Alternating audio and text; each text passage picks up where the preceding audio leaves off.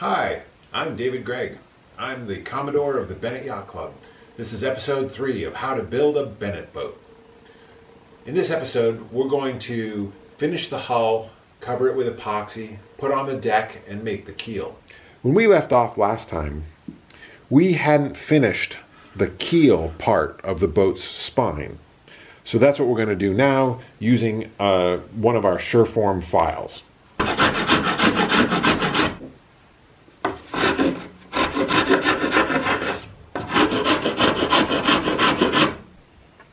So earlier we drew this center line on the pine, and when we file the keel now, we just want to make the edges of the keel come to that center line like that. And that also includes the bottom right here.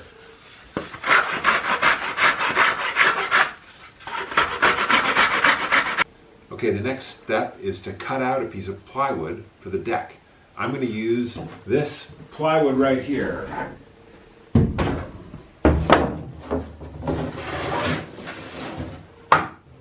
We're going to trace the boat onto the plywood.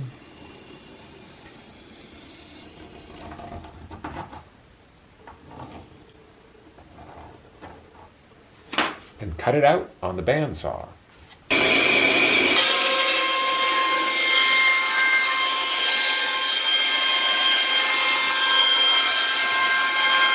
This is just a scrap 1/8" plywood. You can get 1/8" plywood at Home Depot and various places. And you don't have to cut it very exactly at this stage. We're just going to glue it on and we're going to trim it to the edge of the hull later. So we've got our hull all shaped, and we filed the keel into a nice hydrodynamic foil. We can't go any further until we've covered the hull in fiberglass and epoxy. That's the main strengthening component of the hull. This is the fiberglass. This is 6-ounce, regular 6-ounce fiberglass. You can get it at a boat yard or marine supply store. You can also get it at an auto supply store where they sell it for patching bodywork. So the first thing we're going to do is we're going to cut strips of fiberglass, all different lengths and shapes, about enough to cover the boat.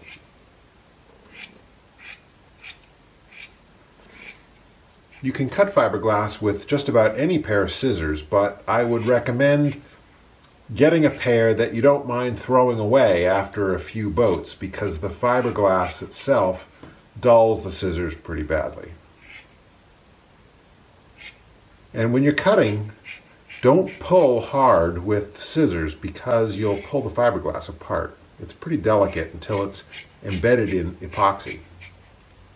Let's say a word about epoxy. I use West System brand epoxy, but there are many other brands that you can use. Epoxy has a resin, and then it has a hardener, and in the West System epoxies there are two kinds. This is slow hardener, takes a sort of an overnight period to harden. This is fast hardener, it takes a few hours, couple hours. These are fillers that you can add in order to get your epoxy to have certain characteristics that you want it to have.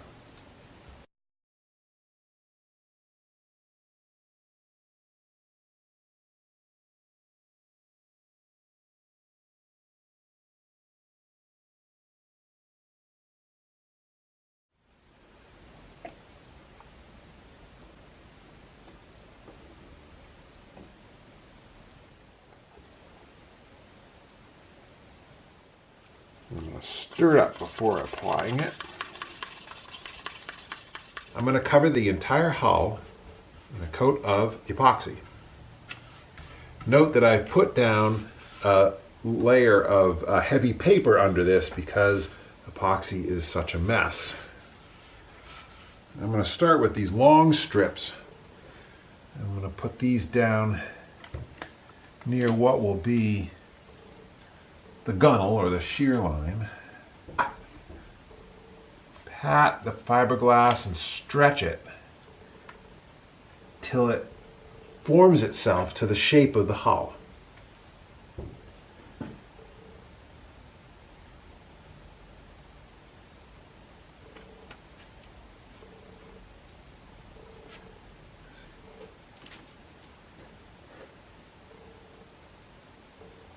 You want to have a little bit of overlap between the wooden component and the foam and between the layers of fiberglass. But try to avoid too much overlap, because that increases the weight of the boat and the thickness of the epoxy, and it changes the shape of the hull that you very carefully built up.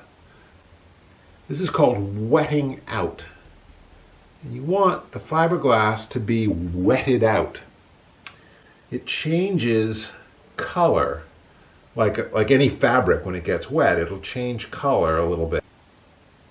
You can see how the fiberglass fibers are coming off on the brush as I work. And you want to try to minimize that. More dabbing and less painting. You can't avoid it entirely, and that's okay. You can clean those off later. It's just easiest to minimize it now.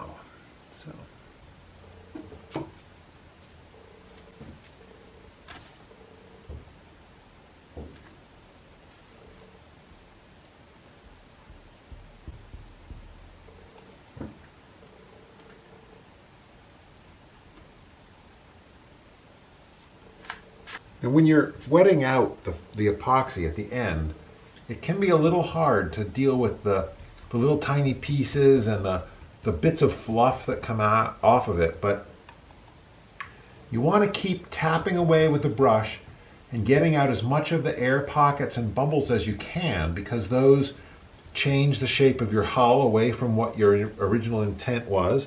It's a bit of a mess up here at the bow, but don't worry about that. We're gonna probably just trim all that off later. When you're done, throw away your brush and your gloves.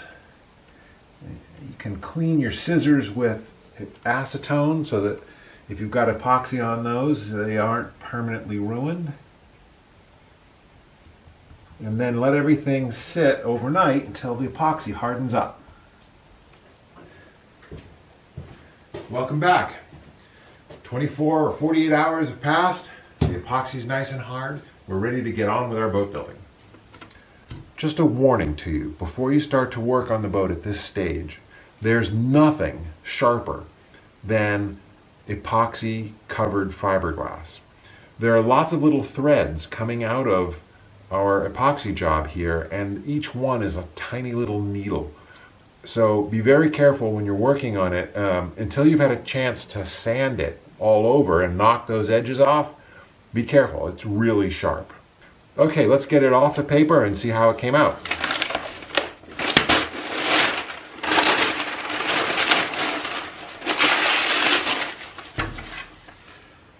Looks good.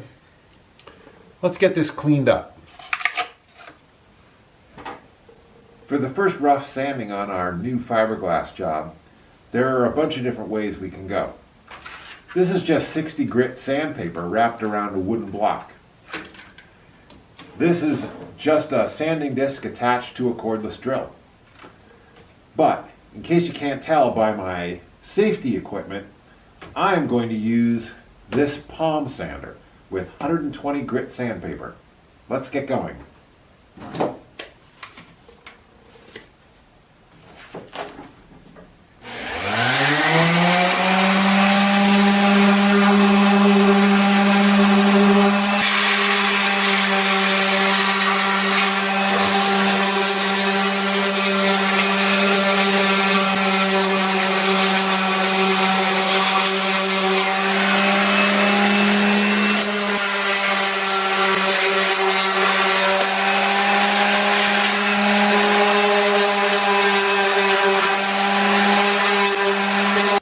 When you clean up this extra glue along the deck, you want to be sure that you don't have any bumps like this.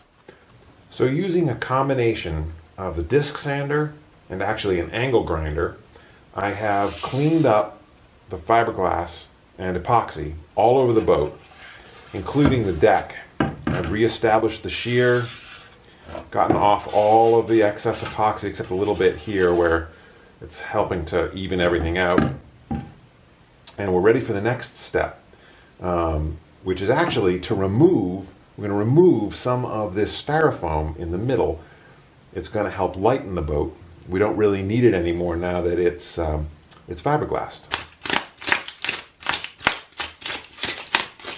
You don't have to be delicate with this. The only thing you want to do is stay away from the gunnels and away from the turn of the transom here, because you still need this to help establish the shape. But all of this middle stuff can come out. I'm just using a painter's knife to do this work. You can use any hooked tool. That ought to about do it.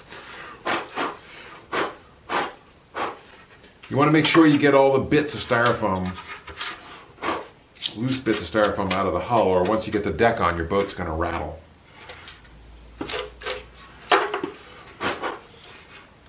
Don't forget that tip from before. You can just spray yourself with water and the styrofoam brushes right off. The next stage is attaching the deck. Here's the piece of wood that we cut out earlier, and we're just going to need to glue it onto the boat. But remember, the shear of the boat is curved, and so if you just glued it on, you'd have this gap. If you held it on like this and let the glue harden, you'd get a single curve here. But remember, our shear has a little bit of reverse in the bow, and then a regular shear here and a little bit of reverse at the stern. So we're going to have to glue it in stages. What I found works best is to glue the bow first and let that harden, and then glue the rest, and I'm going to actually tie it together with ropes to hold it together while the glue hardens. But let's get that bow glued on first and go from there. A little 5-minute epoxy should be all we need.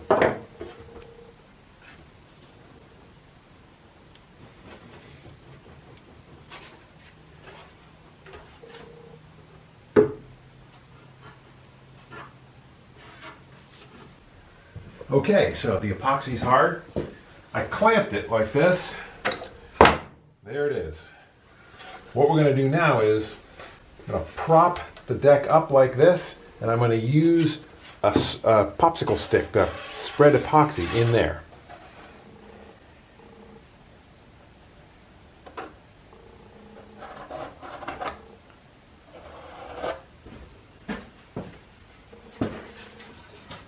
Well, I didn't show you the mess of clamps and ropes I used to tie the deck on while the epoxy hardened. But there it is. Now, the next step is to put the lead on the keel. Lead is critical because it keeps the boat upright when the wind is blowing on the sails. But it also weighs the boat down and makes it go slower. The weight of the lead is going to go down here somewhere. The lower it is on the keel, the more leverage it'll have to hold the boat upright. So that means you might want to put the lead all the way across the bottom. The problem is that the center of buoyancy of your boat is about here. So if you put the lead across the bottom of the keel, the boat is going to float down at the stern. Now, a little bit down at the stern is okay, because when the sails are pulling on the boat, they tend to pull it over onto its bow a little bit.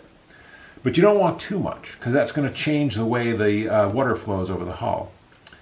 So you want a little bit forward like this. I'm thinking lead something like this.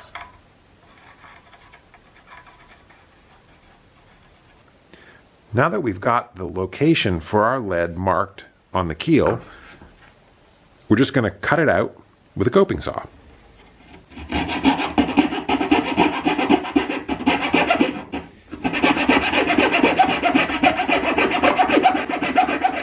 There, that ought to do. This is lead flashing. It's used for roofs and chimneys, and you can buy it at any good building store. Not at Home Depot, I said a good building store. It costs about $4 a pound.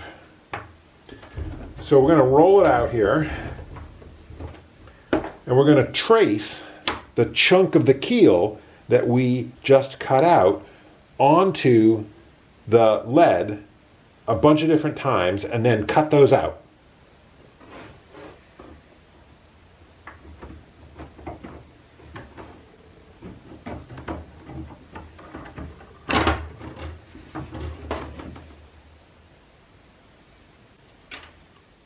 Okay, I've cut out 11 pieces of lead in the shape of the wood for the keel.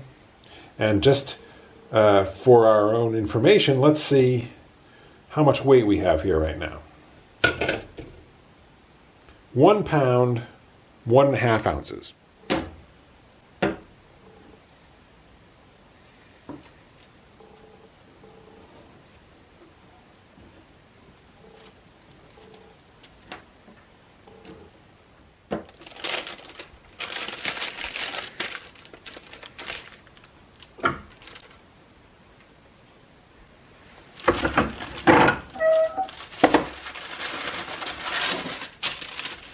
All right, let's get this trimmed up.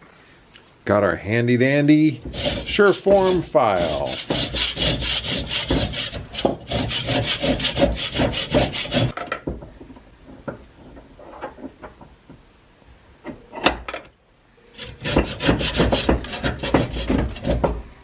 Here we are. Just a little bit of back and forth with the rasp, and it's ready to go in. We're just going to tack it in with some 5-minute epoxy, and then we're going to fiberglass it in once that's hard.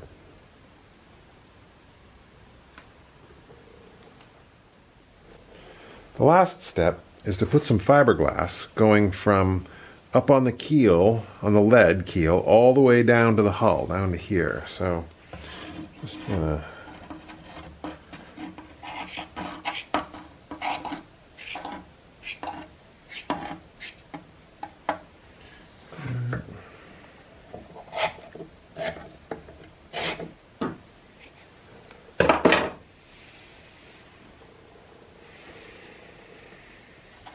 okay, and we'll just mix up a little bit of epoxy and get this put right on there.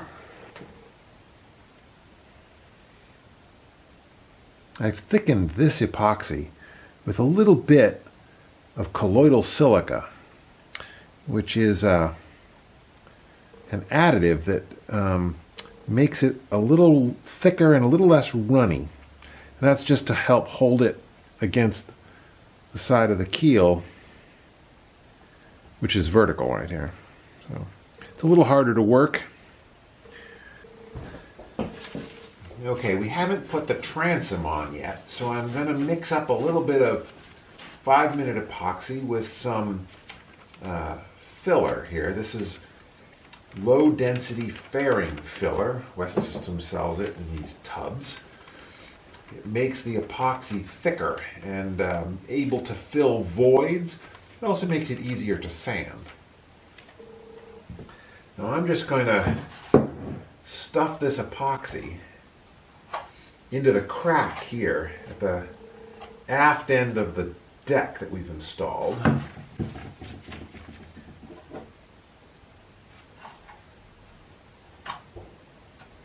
And I've put a bevel on the deck here with an angle grinder. And I've got this piece of decking material here, and I'm just going to shove it in there like that. I've cut a bevel on that too, also with the angle grinder.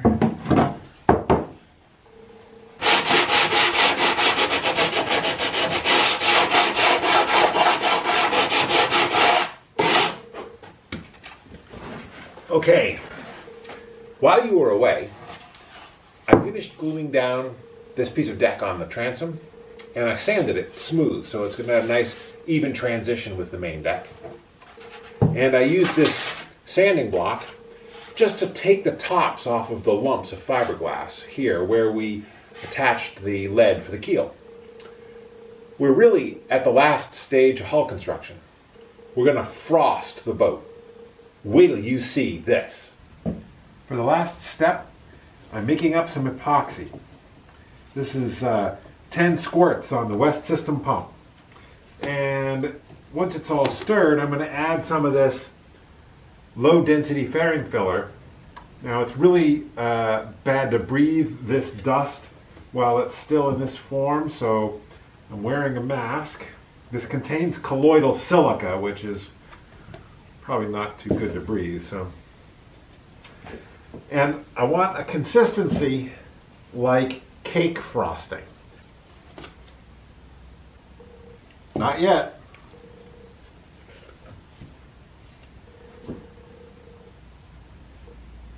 I think I'm going to add a little bit of this straight colloidal silica just to thicken it up a bit.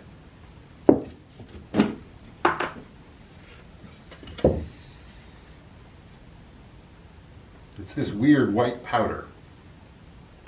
Okay, we've got our gloves on. We've got our chocolate frosting. Now the reason we want chocolate frosting is because we are going to frost the boat. Get a big glob like this and just frost the boat.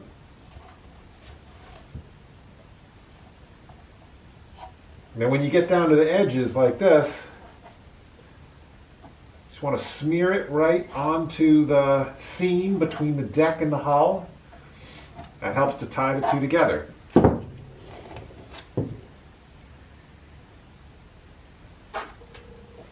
And there we have it, a frosted boat. I think you can start to understand the parameters you need for the epoxy. If it's too thin, it'll run off the boat before it hardens. If it's too thick, it'll leave voids, which are going to be holes in the surface of the hull once you've sanded it. Or it leaves these big peaks, and that's just a lot of sanding that you're going to have to do later. But this looks pretty good, so we're going to let it set up for 24 to 48 hours till it's good and hard, and we're going to sand it in the next episode.